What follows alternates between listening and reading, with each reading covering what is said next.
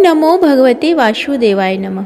हरे कृष्णा, राधे राधे। आज के इस वीडियो में हम जानेंगे बृहस्पतिवार व्रत संपूर्ण पूजा विधि। आज मैं आपको बृहस्पतिवार यानी कि गुरुवार की घर के मंदिर में किस प्रकार से विष्णु भगवान का पूजन कर सकते हैं, व्रत कैसे करें, व्रत के नियम आदि सभी बतलाने वाली हूँ।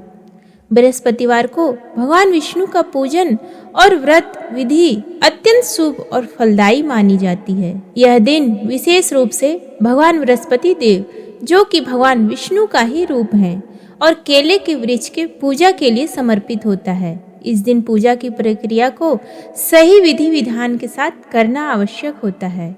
यह पूजा आप अलग से चौकी लगा करके या फिर घर के मंदिर में भी कर सकते हैं। बृहस्पतिवार, जिसे गुरुवार भी कहा जाता है, भगवान विष्णु और बृहस्पति देव की पूजा का विशेष दिन माना जाता है। इस दिन विधि पूर्वक पूजा और व्रत करने से जीवन में सुख, समृद्धि, शांति और मनोकामनाओं की पूर्ति होती है। बृहस्पतिवार की पूजा में केले के वृक्ष की पूजा का भी विशेष महत्व होता है, क्योंकि इसे भगवान दत्तात्रेय, भगवान विष्णु और माता लक्ष्मी का वास स्थल माना गया है। अगर केले के वृक्ष की पूजा संभव ना हो तो इसके प्रतीक स्वरूप किसी भी केले के चित्र या छोटे पौधे की पूजा की जा सकती है। मैंने विष्णु भगवान की जो तस्वीर ली है उसमें केले का वृक्ष पहले से मौजूद है। आप उसको भी मन में केले का वृक्ष मान करके पूजा कर सकते हैं। इस शुभ दिन पर सुबह जल्दी उठकर स्नान करें और स्वच्छ पीले वस्त्र धारण करें। पूजा स्थल को शुद्ध जल से स्वच्छ करें और वहाँ एक चौकी के ऊपर एक सुंदर पीला आसन बिछाएंगे। भगवान विष्णु और गणेश जी की मूर्तियों को चौकी के ऊपर पीले वस्त्र के साथ स्थापित करेंगे। साथ ही हम माता लक्ष्मी को भी स्थापित करेंगे, क्योंकि माता लक्ष्मी के बिना विष्णु जी की पूजा अधूरी मानी जाती है। अगर गणेश जी की मूर्ति उपलब्ध नहीं है तो सुपारी को गणेश जी के रूप में मानकर उनकी पूजा की जा सकती है। मूर्ति और तस्वीरों को शुद्ध जल से स्नान कराएंगे। इसके बाद कलावा रूपी वस्त्र भगवान विष्णु, गणेश और माता लक्ष्मी को अर्पित करेंगे।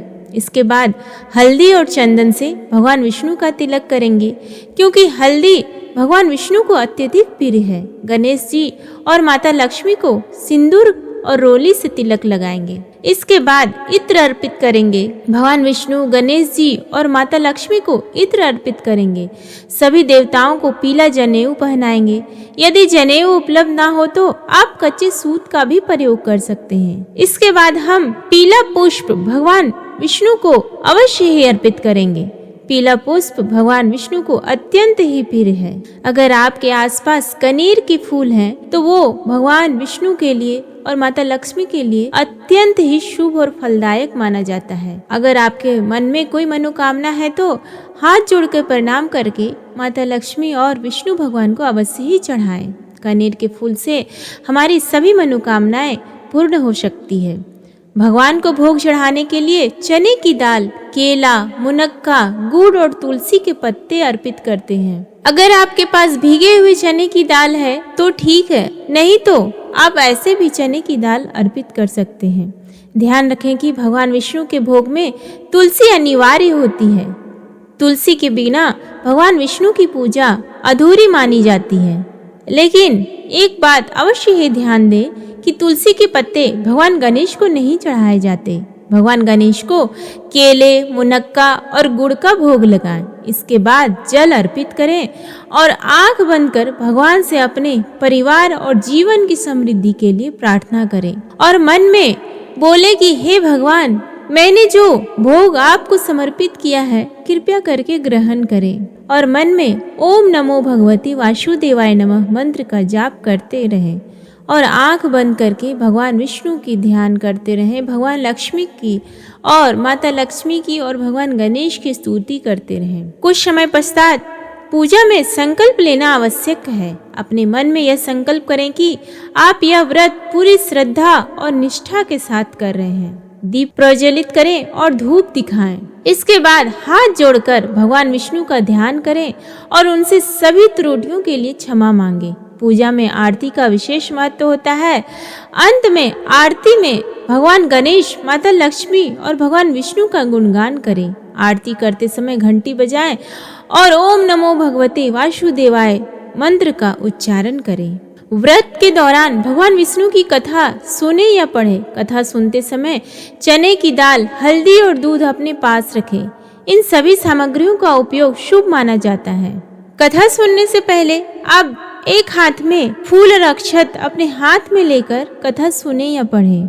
पूजा समाप्त होने के बाद दिन भर व्रत रखें। व्रत के दौरान केवल फलाहार करें और शाम को एक बार मीठा भोजन करें। भोजन में पीले रंग की चीजों को प्राथमिकता दें, जैसे कि बेसन का हलवा, खीर या अन्य मीठे व्यंजन। इस दिन नमक का सेवन वर्जित है।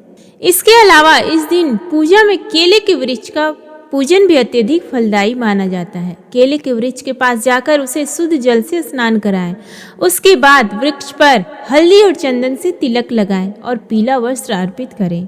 केले के वृक्ष को जल चढ़ाएं और उसकी जड़ में दीपक जलाएं। केले के वृक्ष की परिक्रमा करें और भगवान दत्तात्रेय, माता लक्ष्मी और भगवान विष्णु का ध्यान करें। लोटे से भरे जल में हम मुनक्का, चने की दाल, तुलसी और गुड़ को केले के वृक्ष के जड़ में डालेंगे। जल डालते हुए हम अपनी मनोकामनाएं भगवान विष्णु को अवश्य ही कहेंगे। बृहस्पतिवार के व्रत के दौरान कुछ नियमों का पालन करना अनिवार्य है। इस दिन बाल कटवाना, नाखून काटना, दाढ़ी बनवाना, कपड़े धोना और घर में झाड़ू पोछा करना वर्जित होता है। इसके साथ ही इस दिन नमक का सेवन भी नहीं करना चाहिए। पूजा के अंत में ओम नमो भगवते वासुदेवाय मंत्र का जाप करें। यह मंत्र अत्यंत शुभ माना जाता है और भगवान विष्णु की कृपा प्राप्त करने में सहायक होता है। आरती के बाद भगवान से क्षमा प्रार्थना करें और अपनी पूजा को पूरी निष्ठा के साथ संपन्न करने का संकल्प लें।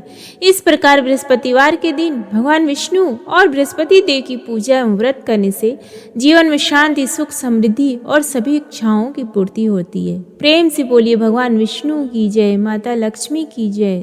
धन्यवाद।